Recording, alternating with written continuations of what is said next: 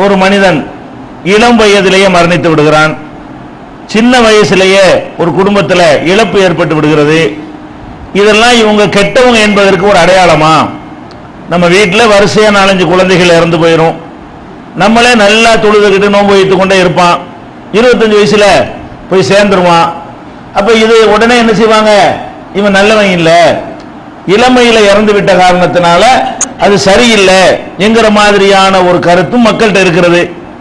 அதே மாதிரி ஒருத்தன் தள்ளாத வயசு வரைக்கும் இருந்தான்னு வைங்க, படுக்கையில கிடந்து அதிலேயே மலைஜலம் கழித்து கொண்டு எல்லோராலும் வெறுக்கப்பட்டு எப்படா இவன் சாவுவான்னு சொல்லி அவங்க குடும்ப உறுப்பினர்கள்லாம் நினைக்கிற அளவுக்கு ஒருத்தன் இறந்து போறான, அது கெட்ட மரணம் என்ற மாதிரியான ஒரு நம்பிக்கையும் மக்கள் மத்தியில் இருக்கிறது. அப்ப இது 2 விஷயத்தையும் நம்ம தெளிவுபடுத்திக் கொள்ள வேண்டும். ஒரு மனிதன் எந்த வயசுல மரணிக்கிறான், எந்த மாதிரி மரணிக்கிறான், அல்லது மரணிக்கிற நேரத்தில் சில பேர் பயங்கரமான வேதனைப்படுவாங்க. சில பேர் பார்ப்பாங்க படுத்துக்கிட்டே இருப்பாங்க, பால் வாயில ஊத்துவோம், ஒண்ணுமே தெரியாது, போயிடுவாங்க. ஊத்துன பால் வெளியே வந்துடும். துடிக்க மாட்டாங்க, ஆட மாட்டாங்க, அசைய மாட்டாங்க, புலம்ப மாட்டாங்க, கை கால்களை இழுக்க மாட்டாங்க. அப்படி இந்த மௌத்து வர்றதே தெரியாமல் மௌத்தாகக்கூடியதையும் நம்ம பார்க்கிறோம். சில பேருக்கு மரணம் வரும் பொழுது அவங்க படுற அந்த அவஸ்தையை பார்க்கும் பொழுது நமக்கே தாங்காது. அப்ப இப்படி அவஸ்தைப்பட்டு ஒருத்தன் இறந்து போறான்னு வைங்க, அது கெட்ட மரணமா? அல்லது அவஸ்தை இல்லாம ஒருத்தன் இறந்து போறான்னு வைங்க, அது நல்ல மரணமா? இதுகளை எல்லாம் நம்ம தெரிஞ்சு வச்சுக்கிட்டோம்னு சொன்னா, நமக்கு மரணம் அது மாதிரி ஏற்பட்டாலோ அல்லது நம்ம குடும்பத்தில் உள்ளவங்களுக்கு ஏற்பட்டாலோ அதை எப்படி மற்றவங்க சரியான முறையில் எடுத்துக்கொள்வது என்பது நமக்கு தெளிவாகும். நபிகள் நாயகம் ஸல்லல்லாஹு அலைஹி வஸல்லம் அவங்க மரணிக்கும் பொழுது எப்படி மரணிச்சாங்கன்னு கேட்டா, ஆயிஷா நாயகி சொல்றாங்க, மரணிக்கிற நேரத்தில் சில பேர் கஷ்டப்படுறதை நான் பார்ப்பேன். பார்த்துட்டு ரொம்ப அவங்களுக்காக வேண்டி நான் அதை வெறுக்குவேன். இந்த மாதிரி அதாபா இருக்குதே, இது என்ன கதிக்கு ஆகுமோ, இவருடைய எதிர்காலம் என்ன ஆகுமோன்னு சொல்லி எனக்கு ரொம்ப அருவருப்பாக ஒரு வெறுக்கத்தக்கதாக இருக்கும். ஆனால் நபிகள் நாயகம் ஸல்லல்லாஹு அலைஹி வஸல்லம் மரணிக்கும் போது அவங்க பட்ட அவஸ்தையை நான் பார்த்த பிறகு யாரு கஷ்டப்பட்டாலும் நான் ஒரு பெருசா எடுத்துக்கொள்வதில்லை. ஆயிஷா நாயகி சொல்றாங்க, ஃபலா அக்ரஹு ஷித்தத்தல் மௌத்தில் அஹதின் அபதன் பாதன் நபி ஸல்லல்லாஹு அலைஹி வஸல்லம். நபிகள் நாயகம் ஸல்லல்லாஹு அலைஹி வஸல்லம் மரணிக்கும் பொழுது பயங்கரமாக கஷ்டப்பட்டாங்களே, அதை நான் பார்த்த பிறகு வேற யாரு கஷ்டப்பட்டாலும் இது ஒண்ணுமே கிடையாது, இதனால எல்லாம் கெட்ட மௌத்து கிடையாது, இதனால எல்லாம் எந்த ஒரு பாதிப்பும் மறுமையில வராது அப்படின்னு நான் விளங்கி கொண்டேன் என்று ஆயிஷா நாயகி அவர்கள் சொல்கிறார்கள். இது புகாரியில 4446வது ஹதீஸா பதிவு செய்யப்பட்டிருக்கிறது.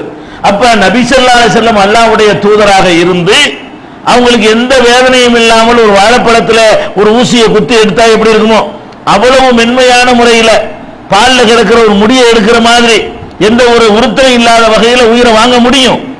ஆனாலும் அல்லாஹ் எப்படி வாங்கியிருக்கிறான்? அவ்வளவு வேதனை, அவ்வளவு கஷ்டம் பட்டு நபி ஸல்லல்லாஹு அலைஹி வஸல்லம் அவங்க ஆயிஷா நாயகியுடைய நெஞ்சில சாய்ந்து கொண்டு அவங்க அந்த துடிப்பு இருக்குதே, பட்ட கஷ்டம் இருக்குதே, அதை பார்த்துட்டு ஆயிஷா நாயகி சொல்றாங்க, ரசூலுல்லாஹ்வுக்கு கஷ்டம்னா மற்றவங்களுக்கு கஷ்டப்படுறத பத்தி என்ன இருக்குது அப்படிங்கிறாங்க. அப்ப நம்ம இதை விளங்கி கொள்ளணும். நம்ம ஒரு ஆளை போய் பார்க்க போறோம், அவர் சாதாரணமா மௌத்தா போனாலும் அது ஒரு மேட்டர் கிடையாது. அவர் துடிச்சு மௌத்தா போனாலும் உடனே அவர் சொர்க்கவாசியும் கிடையாது, அதனால நரகவாசியும் கிடையாது. அதெல்லாம் தனியா அது வேற கணக்குல எல்லாம் தீர்மானிக்குவான்.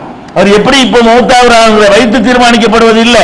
நம்முடைய கடைசி நம்பிக்கை எப்படி இருந்துச்சு, நம்முடைய இஹ்லாஸ் எப்படி இருந்துச்சு, நம்ம சாகும் பொழுது எந்த அளவுக்கு நம்ம கரெக்டா இருந்தோம், எந்த அளவுக்கு பாவ மன்னிப்பு தேடிக்கொண்டோம், இதுகளை பொறுத்து தான் தீர்மானிக்கப்படுமே தவிர கஷ்டத்தோட இறந்து போனோம்னு சொன்னா அது ஒரு நல்ல மௌத்து என்பதற்கு அடையாளம் கிடையாது.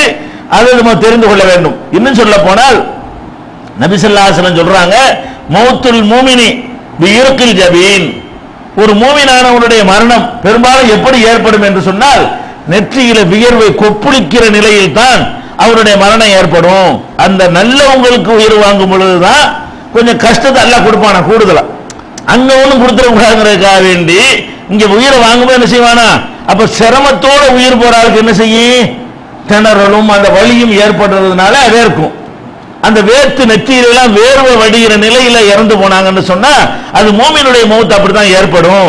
இறை நம்பிக்கையாளன் என்பதற்காக வேண்டி உயிர் வாங்கும் பொழுது அப்படி எந்த ஒரு சலுகையும் தரப்படாது, கஷ்டத்தோடு தான் மரணிப்பான் என்று நபி ஸல்லல்லாஹு அலைஹி வஸல்லம் அவர்கள் சொன்ன செய்தி நசைங்கிற நூல்ல 1805வது ஹதீஸில் இடம்பெற்றிருக்கிறது.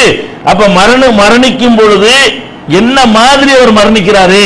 கை கால் இழுத்துக்கிட்டு மரணிக்கிறாரா, துடிச்சு மரணிக்கிறாரா, ரொம்ப படுத்த படுக்கையில யாருக்கும் தெரியாம மௌத்தா போயிட்டாரா?